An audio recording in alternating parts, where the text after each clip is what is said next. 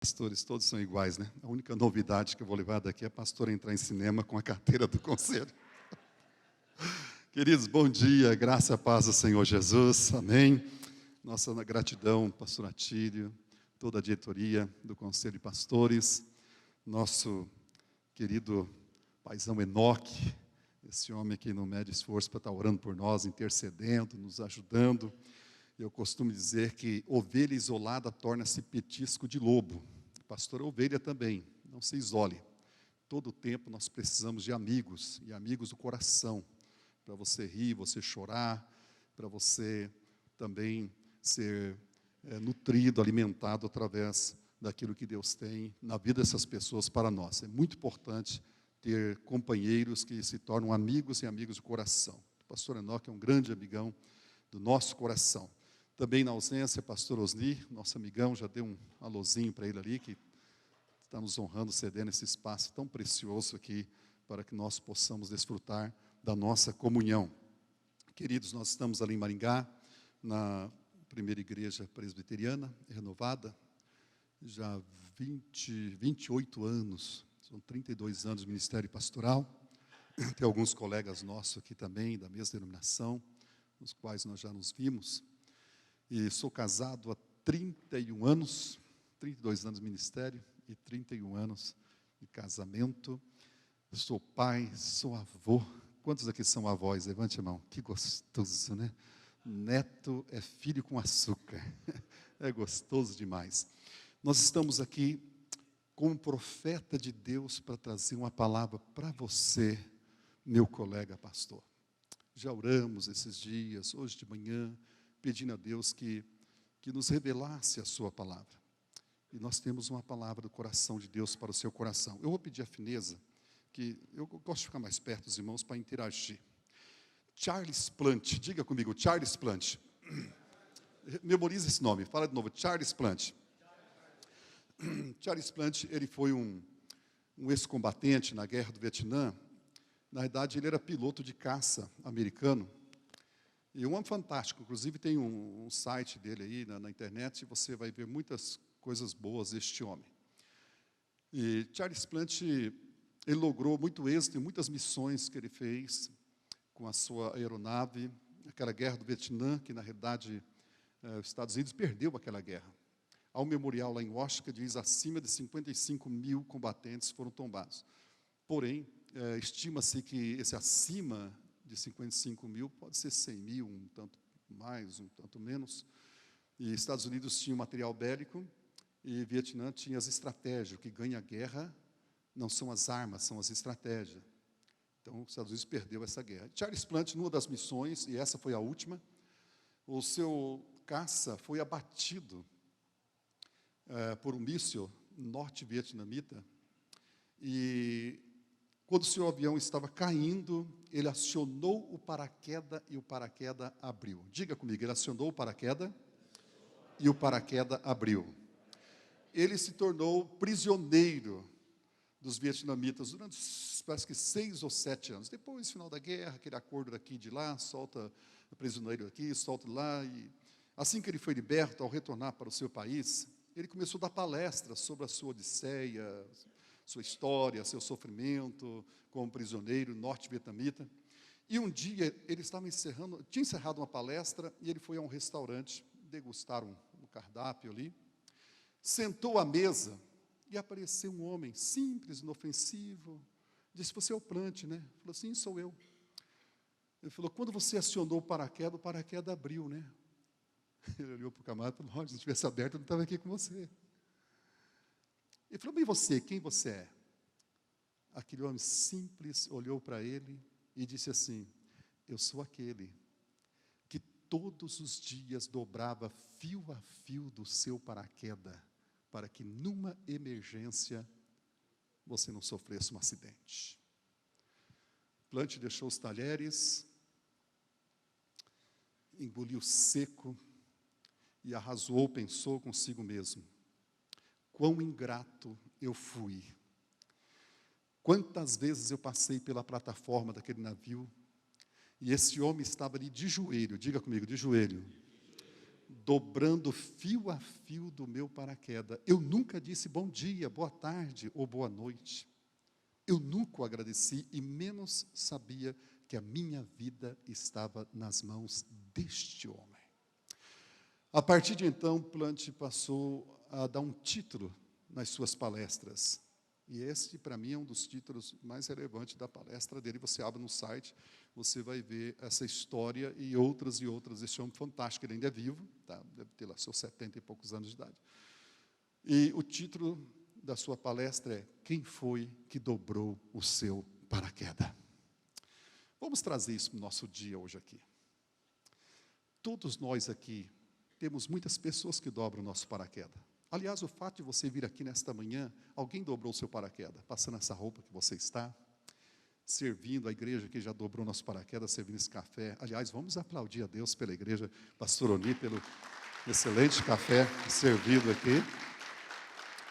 A tua esposa, teu esposo, seus amigos. E diversas formas você dobra o paraquedas de alguém. Você dobra o paraquedas abraçando, você dobra o paraquedas mandando aquela mensagem, queridão, desiste não. Vai em frente, estou orando por você. Você dobra o paraquedas, indo visitar, aconselhar, ajudar alguém.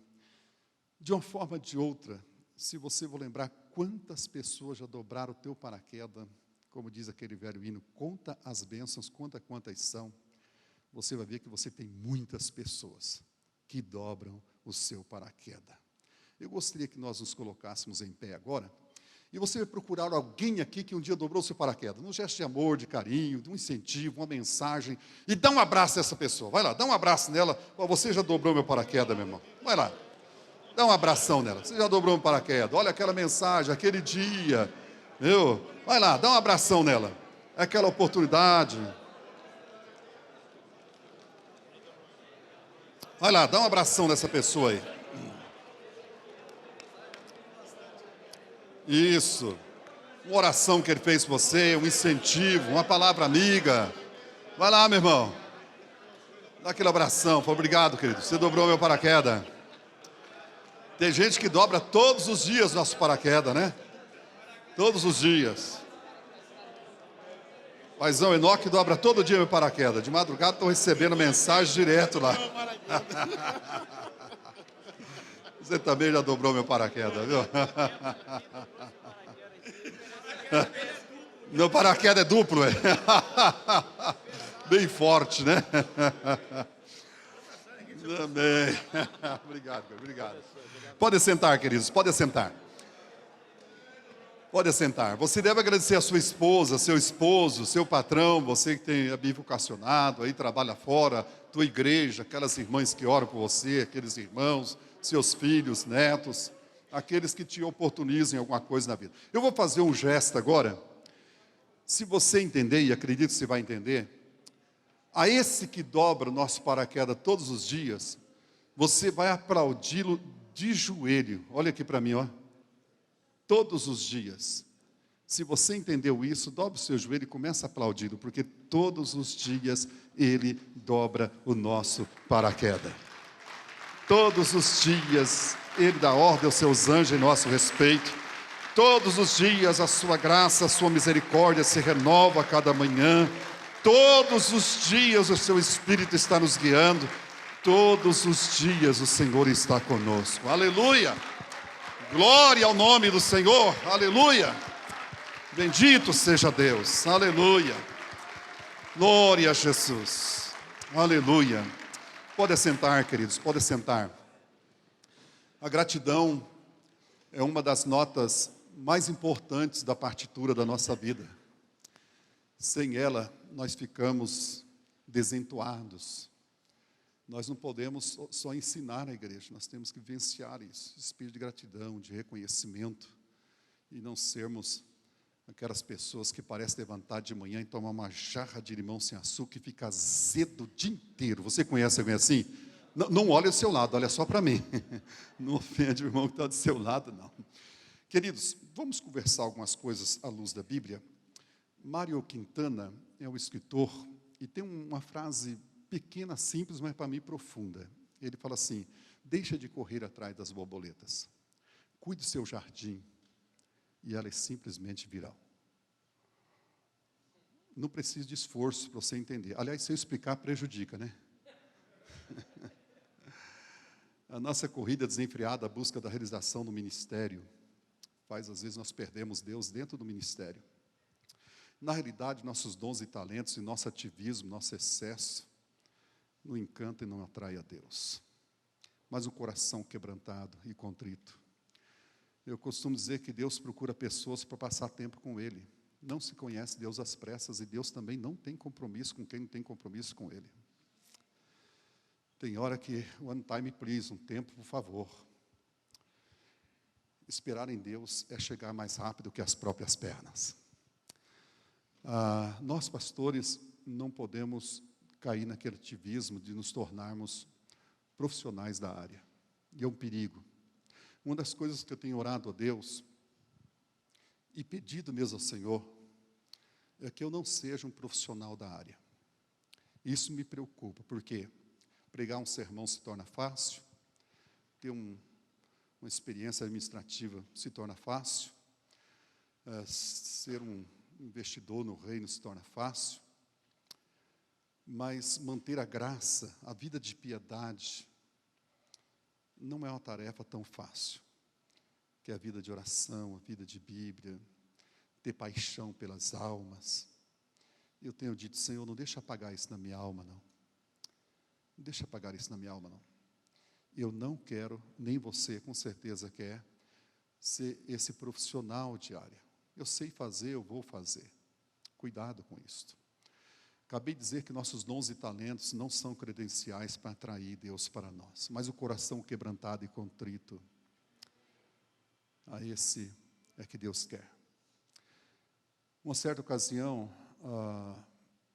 Deus falou para Moisés, lá em Êxodo 32, 33, não é o texto áureo, mas vamos abrir um parênteses aqui.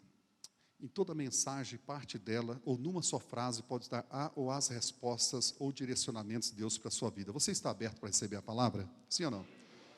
Tá, então vamos pensar que nós estamos debaixo de um céu profético, Deus está aqui, a presença dEle é mais verdadeira que a tua e a minha presença, mais real do que esse ar que nós esperamos. A Bíblia chega a dizer que a presença dEle enche os céus e a terra.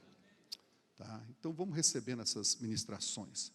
Deus falou para Moisés assim, olha, eu vou enviar o anjo diante de ti, eu vou te dar vitória sobre os teus inimigos, você vai tomar posse da terra prometida, porém a minha presença não irá contigo.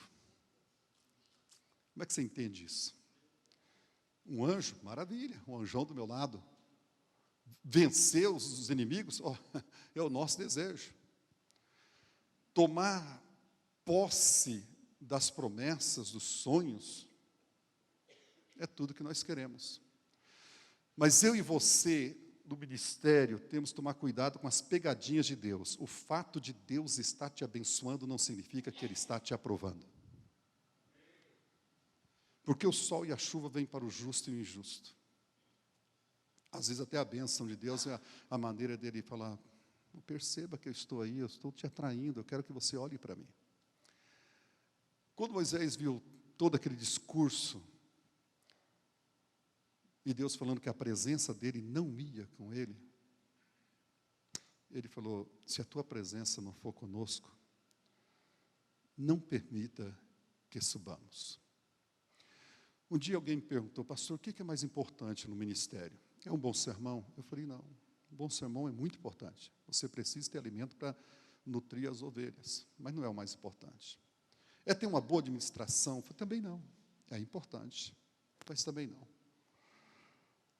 O que é o mais importante no ministério? E eu sem muito pensar, eu disse para mim, o mais importante no meu ministério é manter a presença de Deus na minha vida. É manter a presença de Deus na minha vida. Porque quando Deus está em primeiro lugar na minha e na tua vida, Ele se torna responsável pelos resultados que nós esperamos. Quando Deus está em primeiro lugar na nossa vida ministerial, Ele é responsável pelos resultados que nós desejamos. Aliás, faz esse gesto bem simples, faz assim, faz esse gesto simples. Diga assim, quando Deus está em primeiro lugar na nossa vida, a ansiedade diminui. Eu acho que Deus está falando com esse colega que está bem do teu lado aí. E esta é a realidade. Tem hora que você tem que tirar o relógio do braço e pôr os olhos na eternidade e dizer, eu estou te esperando e eu não tenho pressa. Não tenho pressa. O evangelho nós conhecemos, mais eficaz hoje não é aquele que você fala, não é aquele que entra pelos ouvidos, é aquele que entra pelos olhos. Há uma frase na missiologia que a humanidade não quer tanto ouvir o evangelho, quer ver o evangelho. E é bem mais contundente. Nós precisamos realmente nos colocar em chamas, como diz John Wesley, para que a multidão venha para nos ver queimar. Isso me incomoda, não sei se te incomoda. Se todos os dias nós estamos tendo aquele tempo de qualidade com Deus, na oração, derramando diante do Senhor. Poucos dias atrás, fui visitar um colega pastor. Eu cheguei à casa dele 11 horas da manhã. E eu com outro irmão, e eu bati palma ali, nada. Quando eu fui sair, pensei, deve estar lá no centro fazendo compra. A vizinha, vocês estão atrás do pastor? Eu disse, sim. Ele deve ter saído. Eu falei, não, insista mais um pouco. Ele levanta só depois das 11. Aí, daqui a pouco, ele abre a janela com o olhão inchado. O pastor já chegou. E eu já dei a réplica. Eu falei, rapaz, está na hora do almoço, hein? Mas, em resumo, fui conversar com ele. Pensa numa pessoa vazia. Pessoa sem sonho, sem projeto, sem foco. E tudo que eu falava para ele, não dá certo, não adianta, não vai, culpa. Então, eu falei, tem alguma igreja relevante nessa cidade? Tem. Ele começou, tem igreja tal, X, Y e tal. Ah, tá. Eu falei, então como é que os outros estão decolando e você não está? Eu disse, olha, você permite uma pastoral? E ele estava com a esposa, eu com esse irmão. Eu disse, sim. Eu falei, querido, o problema aqui na tua igreja é o homem do púlpito. Pastor, a esposa começou a chorar. Falei, cara, tudo que eu falei para você aqui, você é um negativismo, é um pessimismo, você é evasivo demais. Eu cheguei à sua casa às 11 horas da manhã, o teu vizinho, a tua vizinha disse, você estava dormindo, cara, você passou a noite de vigília, o que aconteceu? Você já perdeu a metade do dia. A esposa dele começou a chorar e ela disse assim, pastor Jair, faz muito tempo que eu não vejo meu esposo dobrar o joelho e ter uma vida de oração diante de Deus. Alguns sermões dele, ele faz literalmente na coxa, com papel, assistindo o futebol dele. Jejum, eu não sei qual foi o último ano que nós fizemos jejum aqui em casa. Nós não choramos pelas almas. Eu disse, querido, não reclame daquilo que você tolera, que você permite. Você está se desclassificando. Você está se tornando obstáculo para o seu caminho. Os limites que existem na tua e na minha vida não são os limites que sempre a vida apresenta, mas os limites que nós estabelecemos. Às vezes, nosso maior inimigo é aquele que nós vimos no espelho todo dia de manhã. Eu mesmo. Nada tendes, porque nada pedis, diz a palavra. Agrada, Senhor, e satisfará o que deseja o teu coração. Se você não deseja nada, Deus vai te dar o quê? Às vezes, queridos, nós estamos à margem da vida. Esses dias eu preguei num programa de televisão, falei, hoje eu vou falar sobre os marginais. Quando é um momento comercial, o que o senhor vai falar sobre marginais? Eu estou até louco, pastor, vai dar um tiro na cabeça. Falei, calma. Aí quando retomou, disse, não, vamos falar sobre os marginais. Não é aqueles que ficam causando atrocidades, matando, roubando, não. Aqueles que vivem à margem da vida, que não sonha, que não deseja, que não quer, que não aspira, que não tem projeto. Aliás, se você e eu deixarmos de projetar, nós já estamos projetando o nosso fracasso. Abra a tua Bíblia em Êxodo capítulo 3. Êxodo capítulo 3. Digam 3 palavrinhas comigo. Fala assim, solidão, obscuridade e desconforto. Vamos memorizar? Solidão, obscuridade e desconforto. O que é que nós falamos? Capítulo 3 de Êxodo. Permita ainda comentar um pouquinho sobre essas 3 palavrinhas, para nós entrarmos no texto. Você vai entender o texto, o contexto, e vai ver o que Deus ainda tem para você nesta manhã. Olha aqui para mim. A solidão nem sempre é a ausência de um ombro amigo. Você pode sentir solidão no meio da multidão. E a pior de todas as solidões é aquela quando você divorcia de você mesmo. Quando você fala, não sou, não adianta, não vai, com todo mundo acontece, comigo não, você se autodesclassifica. Isso é terrível. E entra naquele espírito de vitimização, né, de se dar um segundo Messias. Sou eu que sofro, não tem jeito, a vida é assim mesmo. Usam até uma falsa espiritualidade. É a cruz que Deus me deu e eu vou carregar. Você já viu isso? Quando a gente era criança, a gente cantava aquela musiquinha aí. Eu sou pobre, pobre, pobre de maré, maré, maré. É horrível quando a pessoa entra nesse tédio, nesse sofrimento, nessa amargura de alma. Essa é a pior de toda a solidão. Tá? Ele fica se desclassificando o tempo todo. Né? Ele não acredita no potencial e ele abdica dos dons e talentos que Deus deu para ele. E da graça de Deus na vida dele. É horrível. Agora, a obscuridade é quando você não tem direção, está tudo obscuro. Eu e você, nós passamos por isso no ministério. Aliás, todos nós aqui passamos por isso. Ninguém aqui é inoxidável, nós oxidamos, nós somos efêmeros. A Bíblia diz que Deus conhece a nossa estrutura e sabe que nós somos o pior de qualquer um de nós aqui, pode se ver nas maiores mazelas da vida espiritual, emocional, entendeu? E obscuridade. Você pode estar aqui me ouvindo essa manhã e falar, pastor, é tudo escuro, o ano está passando, não tem uma luz, não tem uma direção, não tem um norte, as coisas, parece que tem uma hemorragia na alma e não tem como estancar esse sangramento. Eu comecei a subir a montanha, os fios das cordas começaram a arrebentar, eu já estou com a mão no fio da tomada e eu quero puxar essa tomada e desligar de tudo e de todos. E Deus trouxe você aqui para receber essa palavra, querido. Obscuridade. Desconforto. Fala comigo, desconforto. A própria palavra já explica. Desconforto, sem conforto. Você já sentiu mal no lugar? Na igreja, em casa, numa situação que todo mundo pode estar celebrando, mas você está naquela... Tua cabeça parece ter um vulcão em erupção, um fel na sua alma, uma insegurança. Este homem que nós vamos ler sobre ele agora, ele estava vivendo esta situação. Volte seus olhos para o texto, capítulo 3 de Êxodo. Vamos ler rapidamente no versículo 1 ao 12, você estará acompanhando com seus olhos. A leitura diz assim: E apresentava Moisés o rebanho de Jetro. De quem que era o rebanho, irmãos? De Jetro, seu sogro, sacerdote Midian, e o rebanho atrás, aliás, levou o rebanho atrás do deserto e veio ao monte de Deus, a Horebe.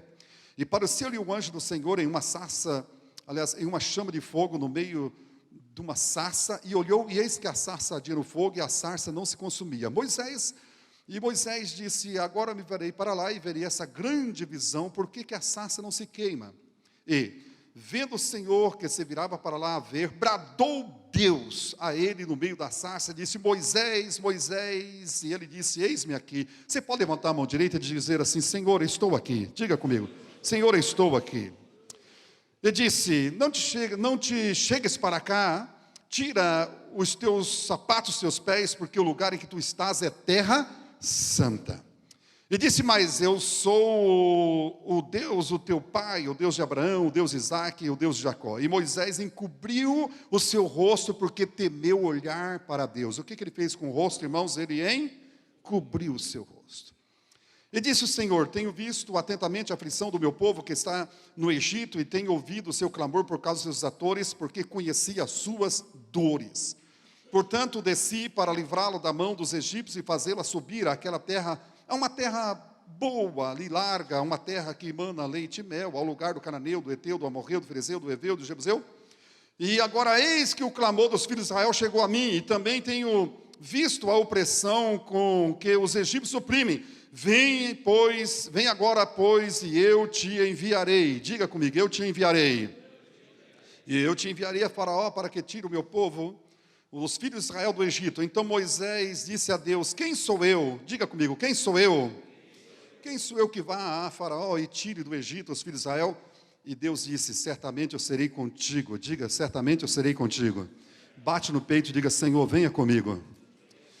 Este será por sinal que eu te enviei quando houveres tirado este povo do Egito e servireis a Deus neste monte.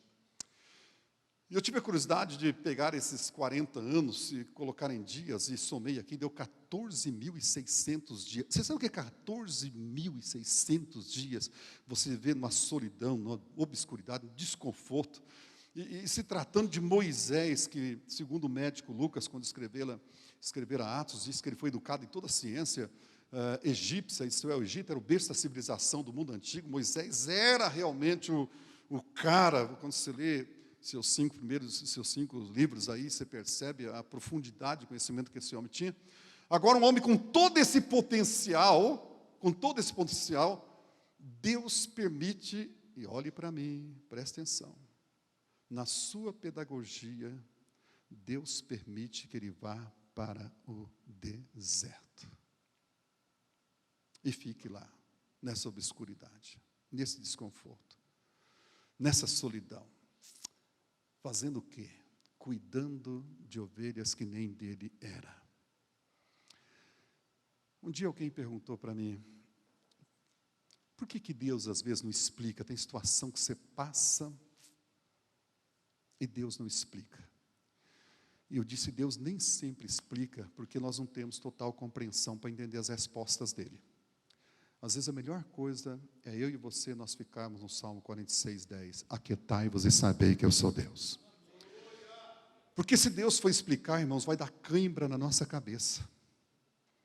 É como um médico, quem aqui já passou por anestesia geral? Deixa eu ver, quem já passou por anestesia geral?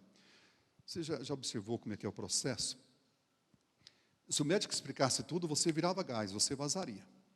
Então você vai ali para a mesa cirúrgica e qualquer barulhinho que surge ali, você está olhando para um lado ou outro até ser anestesiado, né? E eles colocam um sorinho do seu lado. Você vê, todo mundo que vai para a sala cirúrgica tem um sorinho do lado, mesmo? Permita usar essa expressão aqui, dali chama engana bobo, viu? Aquele glifosato, ato ali, engana bobo. Sabe por quê? Com todo respeito aos profissionais aí porque naquele soro que está ali, eles vão introduzir uma anestesia, meu filho, você vai empacotar. E na psicologia médica, dificilmente o anestesista chega com aquele homem grandão, com aquela agulha, eu vou te ferrar agora, eu te menti. Não.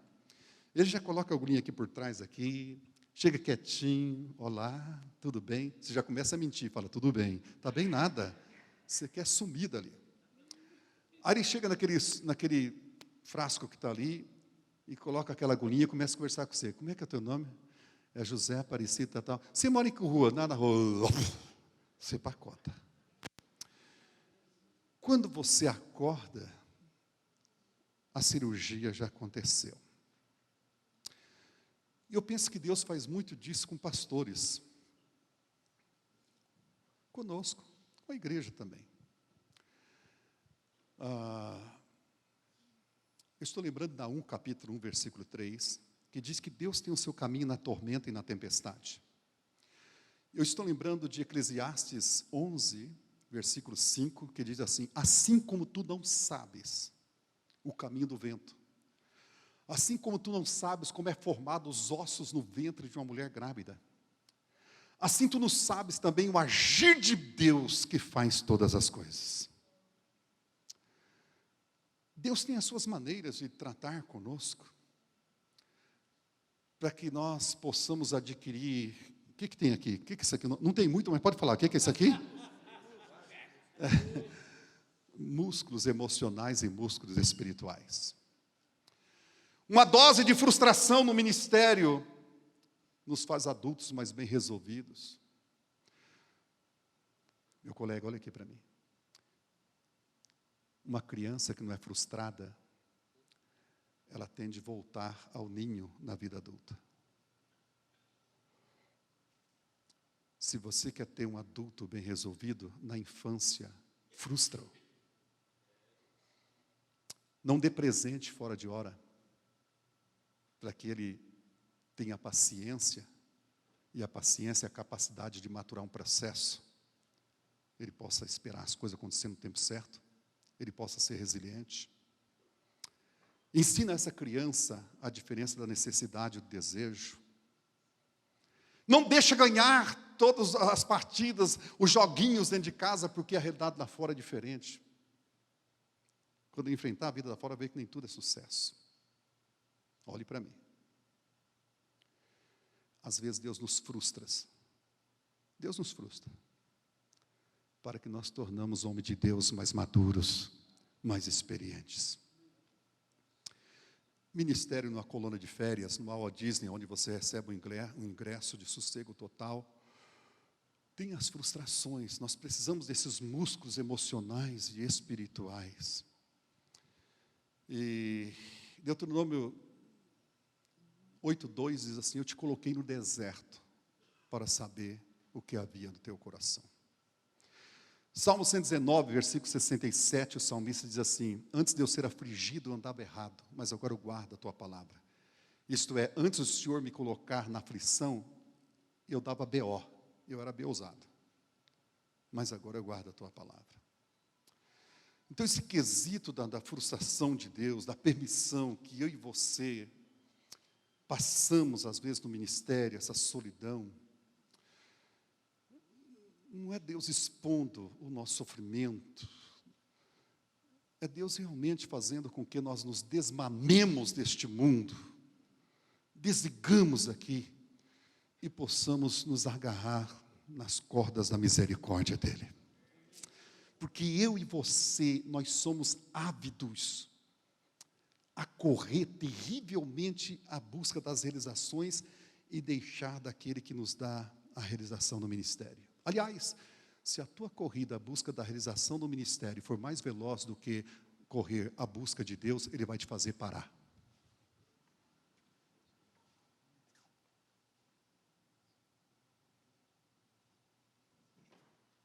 Ele nos faz parar. Ele nos faz parar. E esse parar vai gerar maturidade. Esse parar vai nos dar capacidade para suportar. Esse parar vai nos desligar daqui e vai nos ligar ao céu. Imagine Deus pegando esse homem com tanto potencial e dizendo: vou colocar você na obra agora, você vai libertar o meu povo da escravidão e eu vou te dar poderes, etc. Ele cheio das coisas do Egito, um homem inteligente. Irmãos, tem gente que se Deus colocar na reta é um estrago. Aliás, se Deus te poupar e me poupar de todo o sofrimento, vai nos poupar do crescimento.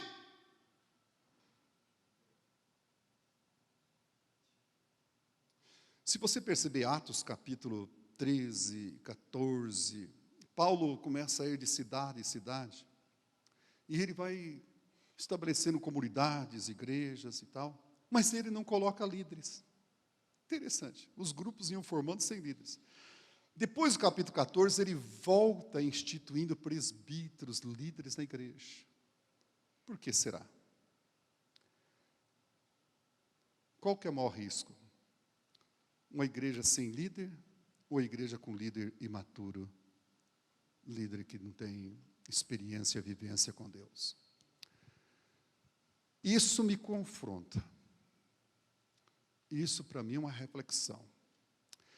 Quando Deus pegou Moisés e permitiu que ele passasse por esse deserto, é lógico que ele estava matriculado na escola do Eterno. É lógico que Deus estava, não tem essa palavra, mas permita usar essa palavra, estava desegipcizando, não procura e não diga que está desegipcizando, tirando o Egito desse homem. Como que dizendo assim: eu não estou impressionado, Moisés, com tudo aquilo que você aprendeu. Eu quero que você aprenda comigo agora. E no momento qualquer da sua vida, os dias passando e nada da presença de Deus, Deus que não desiste daqueles que pertencem a Ele, guarda isso, Deus não desiste daqueles que pertencem a Ele. Deus quebra o silêncio na vida de Moisés e aparece para ele em meio àquela sarça que ardia em fogo e não se consumia. Observe que o que atraiu a atenção de Moisés não foi a sarça em fogo, mas o fato dela não se consumir. Por 2 vezes o texto fala isso. Por que ela não se consome? A baixa imunidade no deserto, um atrito de um galinho com o outro, pode entrar incandescente. Mas o fato de não queimar na sarça, eu vou ver o que aconteceu.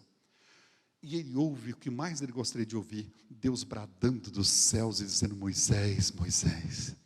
Eu imagino Deus aqui nesta manhã te chamando pelo nome, dizendo, meu filho, minha filha, eu trouxe aqui para ministrar ao teu coração, que na sua obscuridade, no seu desconforto, na tua solidão, eu estou lá. Eu estou lá.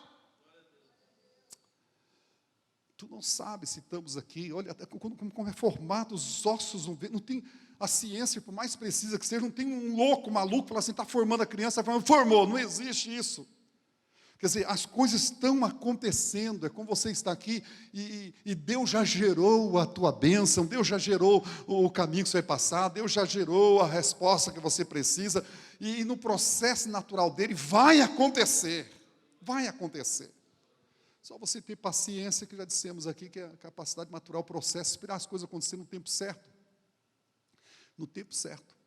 E nós temos que realmente aceitar dessa forma como a Bíblia diz.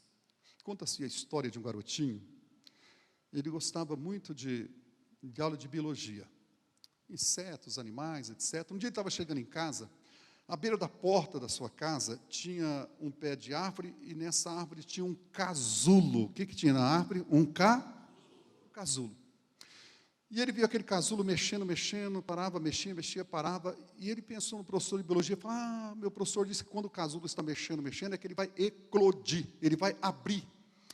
E ao abrir, aquela lagarta que passou num processo metamorfósico, agora é uma borboleta, vai ser uma borboleta desse lugar, eu vou esperar. E ele ficou ali 5 minutos, 10 minutos, daqui a pouco o casulo parou de mexer, e aquele menino falou assim, eu acho que ela cansou, não vai ter força para abrir o casulo. Sabe o que eu vou fazer? Eu vou em casa, eu vou pegar a tesoura e eu vou cortar o casulo. Ele falou que ia fazer o quê com o casulo? Ele ia cortar o casulo. E ele pegou a tesoura, foi lá e cortou o casulo. O que ele fez com o casulo? E logo saiu uma linda borboleta, começou a andar ao redor do casulo, mas ela não voava. Ela começou a andar ao redor do casulo, mas ela não voava. Ele pegou o telefone, ligou para o professor, olha, aconteceu assim, o professor falou, o que você fez? Ele falou, cortei o casulo. Não, você não deveria cortar o casulo. Mas, professor, eu fui generoso, eu queria ajudar a borboleta. Não, você não poderia cortar o casulo. Mas por que, professor, eu não deveria cortar o casulo? Porque é no muito se bater que adquire forças, que enrijece as asas e livra de ser uma presa vulnerável ao predador. Cortando o casulo, você deixou uma presa vulnerável. É no muito se bater que adquire forças. Eu não sei quantos de vocês já pensaram em cortar o casulo. Ou se tem alguém aqui tentando, ou pensando em cortar o casulo. Mas fica lá, meu irmão. Daqui a pouco você vai eclodir e você vai estar nas alturas com o Senhor. Fica lá. Se recusa em desistir até que Ele venha. Olha aqui para mim. Se você conhece com quem você anda, não se preocupe para onde Ele vai te levar. Põe a cabeça no travesseiro e descansa, porque Ele não é inconsequente. Descansa. Tem coisas que você não, e eu também, nós não teremos respostas agora. Não teremos resposta, mas no futuro sim. Aliás, às vezes Deus te coloca no estado de juízo para você ser resposta para outro. Até o meu e o teu sofrimento do ministério pode ser uma permissão de Deus para sermos resposta para outros. Eu estou falando isso, estou pensando um monte de coisa aqui na minha cabeça. Por exemplo, José no Egito, a gente fala do Egito, né? Está no Egito. Deus nutre aquele moço com tantos sonhos que ele estaria acima dos pais, dos seus irmãos. E ele vai para o Egito, resumindo a sua história, ele fica numa masmorra. Interessante que a Bíblia diz que lá na cadeia Deus era com ele. Isto é, quando estamos na aflição, Deus está conosco. Agora, veja bem, foi um estado de juízo. Se você fecha a Bíblia e diz, você fala, Deus é inconsequente. Como prometer algo tão maravilhoso e agora permitir acontecer isso? É como o ministério, Deus promete um monte de coisa para você, daqui a pouco você está passando nas pindaíbas da vida aí. Entendeu? Mas aguardem, irmãos, o desfecho das coisas ainda virão. O que aconteceu? Resume a história. Aquele copeiro e aquele padeiro José foi usado dentro daquela cadeia para revelar o destino daqueles dois homens, sim ou não? Então, às vezes, está naquela situação difícil e Deus está te usando. Ao padeiro, nós sabemos que perdeu a sua vida. Ao copeiro, ele falou assim, você vai ser restituído daqui quanto tempo? 3 dias. Porém, lembra-te de mim quando chegares lá. Ao passar 3 dias, aquele homem foi restituído ao seu cargo. Por que será que aquele copeiro não lembrou de José? Já chamou a tua atenção isso? Você esqueceria de um milagre, Deus usando alguém, e dentro de 3 dias aquilo acontecer? Você esqueceria dessa pessoa? Não parece que aquele copeiro sofreu uma amnésia? A propósito, depois de quanto tempo que ele foi lembrar de José? Quem habilita dizer para mim? Hein? Quantos? 2 anos. Ora, não lembrar do milagre, 3 dias depois lembrar 2 anos. Olha aqui para mim. Eu vou responder fazendo uma pergunta. Estaria José amadurecido o suficiente para assumir o governo do Egito, se tudo acontecesse dentro daqueles 3 dias? Não, se você está ligado aqui, você está entendendo o que eu estou dizendo. Deixa eu perguntar uma coisa para você. Você tem coragem de pegar a chave de um carro zero e dar para uma criança de 13 anos para dirigir? Qual o nome que você daria a um pai que fizesse isso? Vamos lá. É o quê? Imprudente. E o que mais? Irresponsável. Então, olha aqui para mim. Ele não é imprudente e irresponsável para dar algo grande para quem ainda não cresceu. Aliás, se Deus nos der coisas grandes sem que nós tenhamos crescido, vai ser um prejuízo enorme. Então, louva a Deus. A mais pura, a mais cristalina de toda adoração é aquela adoração divorciada das circunstâncias, é a adoração desinteressada. Isso é, não aconteça o que esteja acontecendo, eu sei que o meu Redentor vive. Ei! Deus não quer ser adorado apenas quando Ele dá, mas quando Ele não dá, e você é que vai dar o seu tributo a Ele. É o nosso comportamento. Às vezes nós queremos carregar um peso, mas nós não temos condicionamento físico adequado para ele. Às vezes queremos carregar a igreja, mas nós não temos estrutura espiritual e emocional para suportar. Por isso que tem muitos obreiros aí puxando o fio da tomada, entendeu? E não aguentando mais o ministério. Salomão disse, antes de você conquistar a cidade toda, conquista você. Conquista você. Eu e você, nós precisamos disso. Ele entrou em estado de juízo para quê? Para a resposta de todo o seu povo. Você lembra de Elias, 1 Reis 17, quando o ribeiro secou?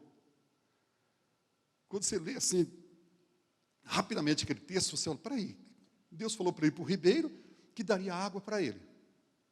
E até as aves dos céus ia trazer comida para ele.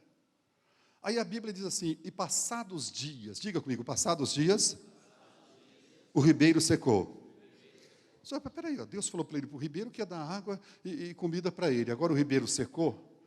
A primeira leitura você fala assim, ora, está discrepante isso aqui. Mas uma releitura, você vai falar, peraí, tem uma palavrinha aqui que muda todo o sentido. Passado os dias. Então Deus o alimentou. Mas como existem momentos que é só para um momento, quer dizer, momento só para um momento, um tempo determinado, uma fase na vida, Deus não ia deixar aquele profeta ali, num confinamento, comendo, bebendo, dormindo, sem fazer nada. Ele foi colocado em estado de juízo também, para que ele fosse resposta àquela viúva de Sarepta. Aliás, o que mais foi colocado em estado de juízo foi o nosso Senhor Jesus Cristo. Ele foi para a cruz para que nós hoje fôssemos salvos. Se eu fosse você, eu aplaudiria ele. É o Messias de Deus. É a nossa realidade. Nós estamos aqui fazendo apologia do sofrimento, mas estamos falando que é inerente à nossa realidade e que Deus está conosco lá. E eu costumo dizer, dias melhores virão. Levante a sua mão e diga comigo, dias melhores virão.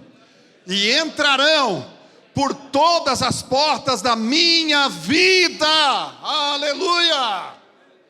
Eu creio nisso. Dias melhores virão. Eu me recuso em desistir até que o céu se abra. E a alegria da chegada compensará a dor da espera. Diga comigo, a alegria da chegada, compensador da espera. E isso é uma grande realidade. Você já viu a mulher quando vai dar o parto? Ela sente dores, não é mesmo? Muitas dores. Mas quando o bebezinho nasce, ela beija, abraça, a alegria da chegada, compensador da espera.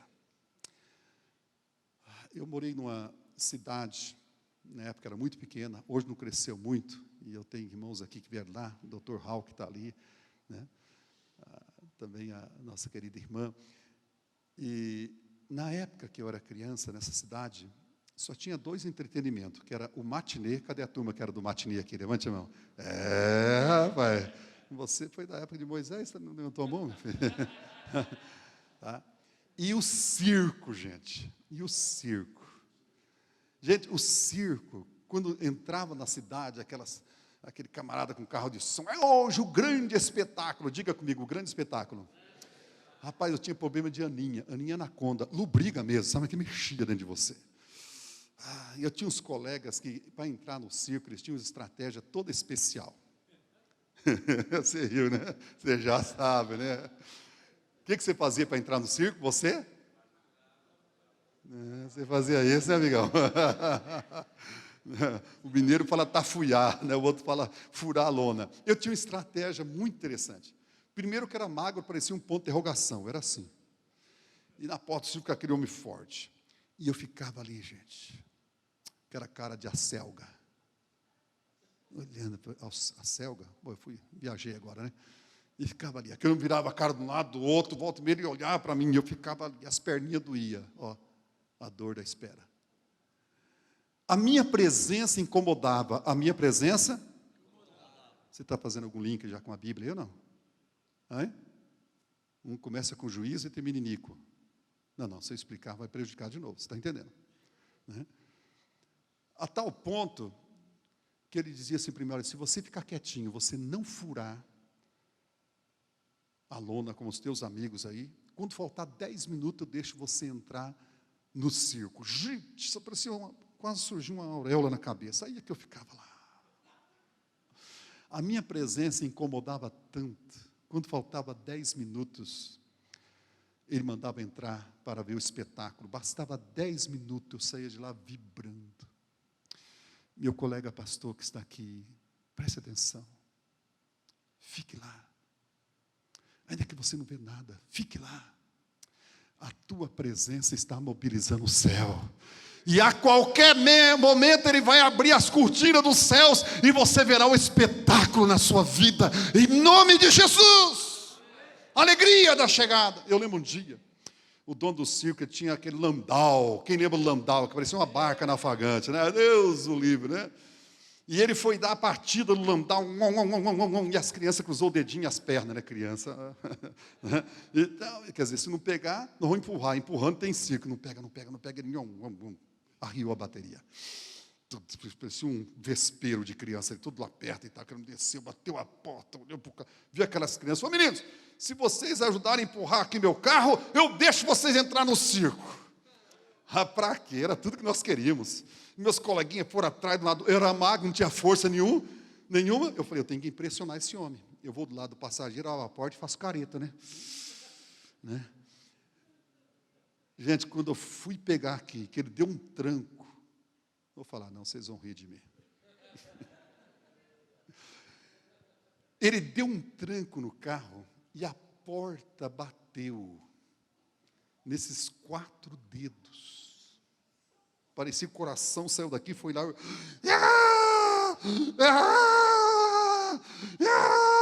E aquele homem saiu daquele andar e falou, não, meu filho, eu coloco agora você no circo. Alegria da chegada, compensador da espera. aguenta lá, meu irmão. O céu vai se abrir para você em nome de Jesus. O teu deserto ainda, Deus vai fazer algo grande ali em nome de Jesus. Escute aqui, deixa eu andar aqui, senão tem muita coisa que a gente pode dizer aqui. Olha, você observou que Deus falou assim para Moisés: tira a sandália dos seus pés, porque o lugar que tu estás é o quê? Ele estava no lugar mais inóspito, menos desejado, um lugar hostil, gente. Deserto, 40 anos. Agora aparece Deus falando é terra santa. Faça um gesto simples assim de receber. Faça um gesto simples. Se você crê em profecia bíblica do céu, receba isso. Quem sabe a tua igreja parece um deserto e Deus está falando assim: fica lá que eu vou transformar num lugar de bênção, de glória.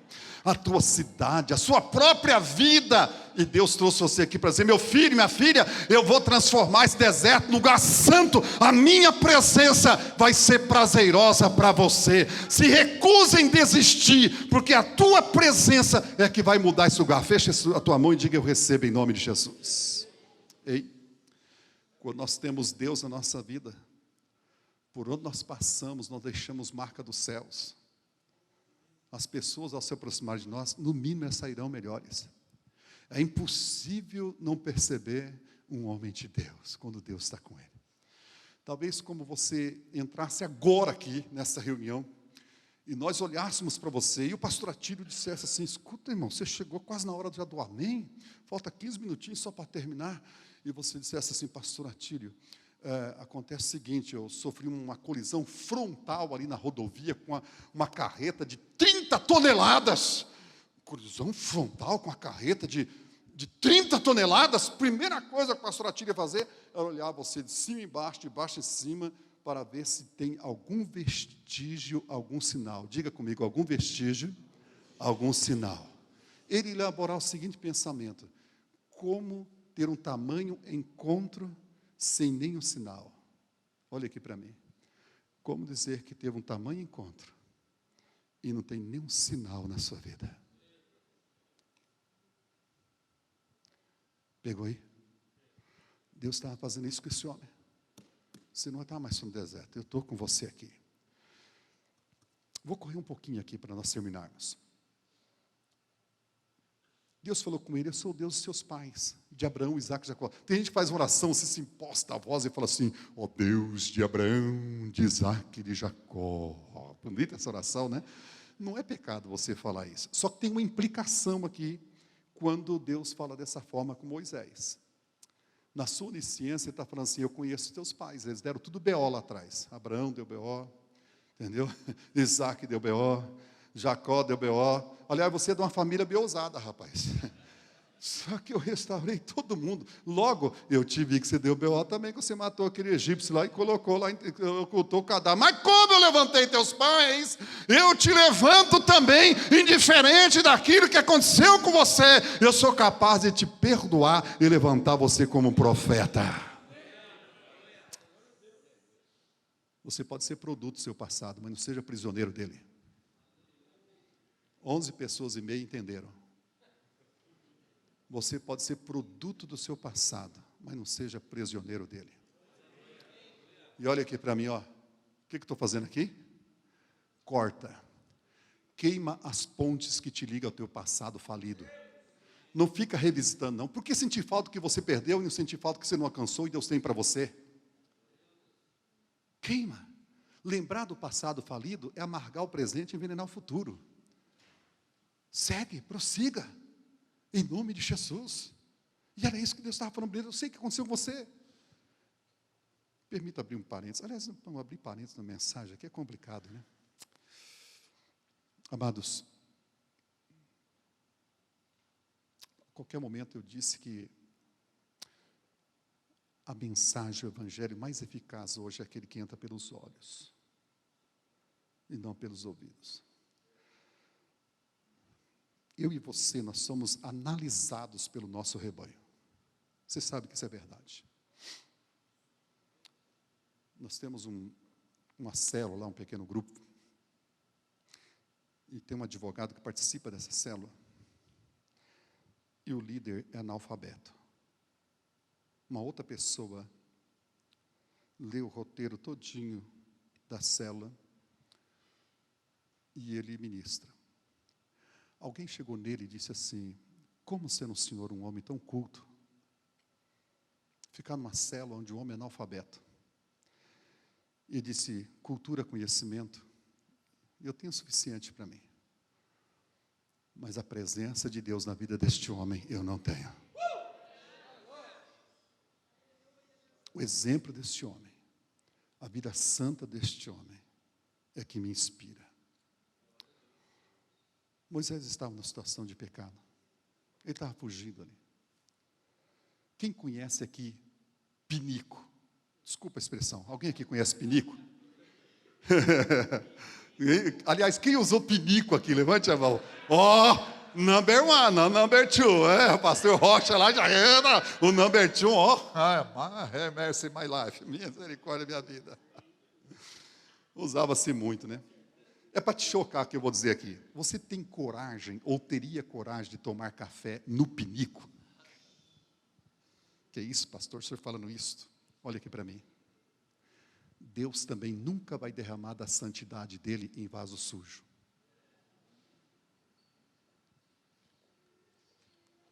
Aliás, a tua comunhão maior é com Deus ou com o teu pecado? Nós somos ovelhas, irmãos. Nós precisamos do Senhor. E Deus estava tocando aqui no pinico para fazer dele um vaso. Veja que em certo momento, quando Deus falou assim: eu vou te enviar a Faraó, ele falou assim: quem sou eu? Esse é o pior e o mais demorado de todos os males a morrer em você e em mim, é o eu. Aliás, quem se entrega ao eu, rende-se a Satanás. O diabo tenta reproduzir em você e em mim aquele que tentou ser nos céus. Ele tentou ser melhor que o próprio Deus, ele coloca na tua vida. Você é o cara, você vai, sem você as coisas não acontecem. É você, é você, é você. Eu costumo dizer que o orgulho transformou anjos em demônios, mas a humildade transforma homens em anjos. Olha para o seu irmão e fala: você é um anjo, irmão. Se não for muito, você fala assim: você é um anjo. Mas ali estava Deus trabalhando na vida daquele homem, mudando o direcionamento dele. E Deus fala assim: eu te enviarei a Faraó. Ele tinha fugido de Faraó. Ele não queria ver Faraó, ele estava fugindo de Faraó. Ei, olha aqui, ó. Deus muitas vezes nos leva de volta ao lugar de onde nós viemos, nosso fracasso, para transformar aquele palco da aparente derrota num palco de vitória. Você está entendendo?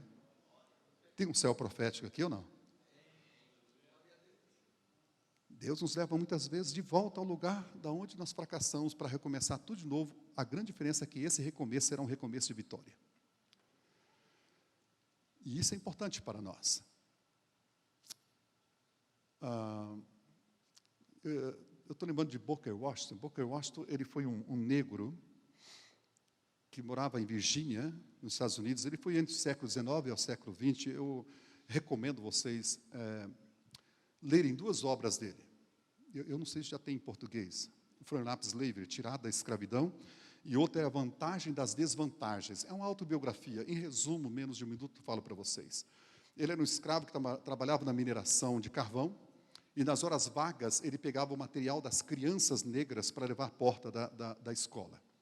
E ao levar o material à porta da escola, enquanto os alunos entravam à sala de aula, ele lá fora, ele começou a folhear e ele se tornou um autodidata. Quem foi Booker Washington? Vai à internet e você vê que história linda desse homem. Ele se tornou um dos primeiros conselheiros do presidente da sua época, foi um escritor, abriu uma faculdade nos Estados Unidos, que tem até hoje lá, escritor de vários livros. Pensa num negro vibrante, inspirador, foi Booker Washington. As vantagens das desvantagens.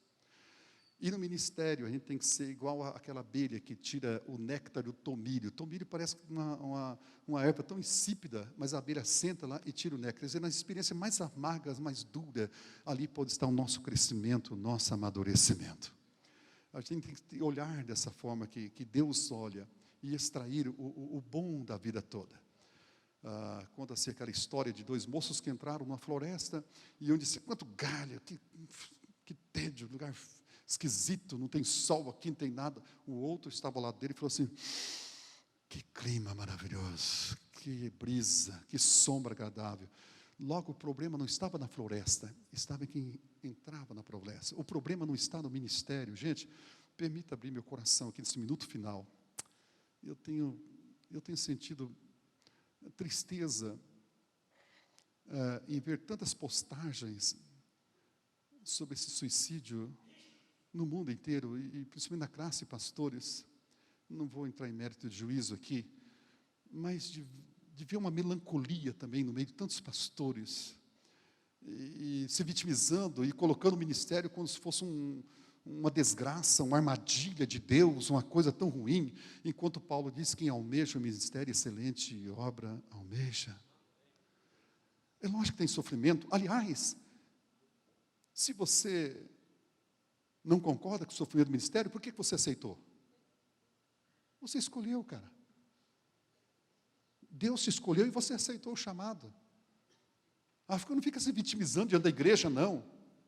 Procura colega para você chorar junto, orar junto, jejuar junto.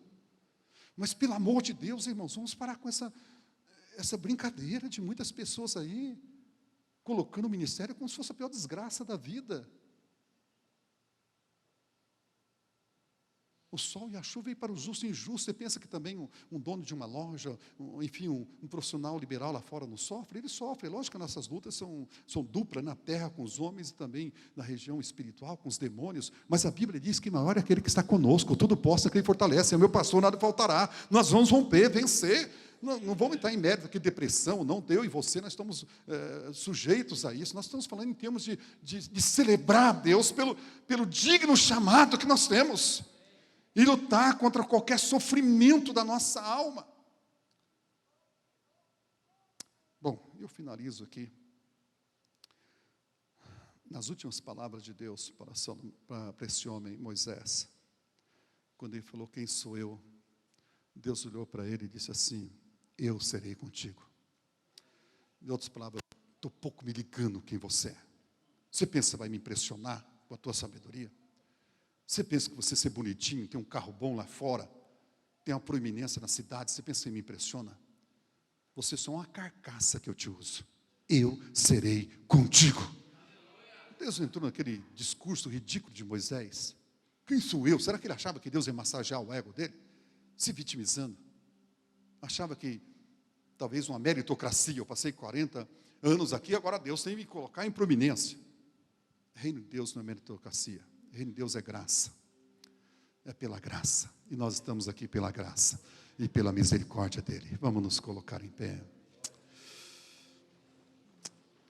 Curve a sua cabeça, um gesto muito humilde, põe a mão sobre o seu coração. Que Deus está ministrando ao seu coração nesse minutinho final. Talvez tudo que você mais quer nesta manhã é que Deus venha nutrir a tua alma de força. Pastor, eu preciso desses músculos emocionais e espirituais. Nós temos 2 minutinhos para encerrarmos. Eu gostaria de tomar a liberdade de chamar aqui à frente aqueles colegas que quiserem vir e dobrar o joelho e falar: Deus, eu vivo nesse momento de solidão, obscuridade, desconforto. Eu preciso que o Senhor nutre a minha alma. Sai do seu lugar, vem aqui à frente, dobre o seu joelho e nós vamos orar por você em nome de Jesus. Orar por você em nome de Jesus. Orar por você em nome de Jesus. São tantos solavancos, né, queridos? Louvado seja Deus pelos conselhos de pastores espalhados no Brasil, que têm feito trabalhos bonitos como este, de juntos nós nos alegar, mas chorarmos juntos também, de sermos ministrados, de recebermos alimento de Deus. Dispensa dizer o que Deus fez com Moisés. Dispensa dizer o que Deus fez e ainda fará na tua vida e através da tua vida.